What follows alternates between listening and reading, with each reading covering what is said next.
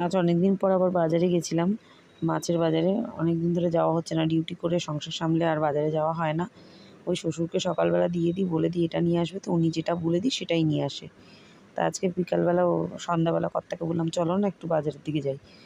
তা দেখো অনেক রকম মাছই নিয়ে এসেছিলাম। মাছের ডিম একটু সস্তায় পেয়েছিলাম আজকে, মাছের ডিমটা। তা বেশ 700-800 মতন মাছের ডিম, চিংড়ি মাছ, আর এদিকে মাছের মাথা আর রুই মাছ, অনেক রকমের মাছ নিয়ে এসেছি। একদিনে নিয়ে আসলে হয় কি, সকালবেলা উঠে এই চিন্তাটা থাকে না যে কী করতে হবে রান্না। মাছটা থাকলে অন্য একটা কিছু করে নিলেই হয়ে যায়। আর যেহেতু কাজে বেরোই সেহেতু সকালবেলা উঠে বাজার গুছাবো বা কী করব এসব ভাবতে গেলে সময় ভীষণ নষ্ট হয়ে যায়। আর মাছের মাথাগুলোও কিন্তু আমি ধুয়ে রেখে দিয়েছি, চিংড়ি মাছের বাটা খাবো বলে, হেভি লাগে। এই চিংড়ি মাছ বাটার রেসিপিটা কিন্তু একদিন আমি শেয়ার করব, যদি তোমরা চাও কমেন্ট করে জানিও। ততক্ষণের জন্য টাটা, আবার চলে আসবো একটা নতুন ভিডিওতে। ততক্ষণের জন্য বাই বাই।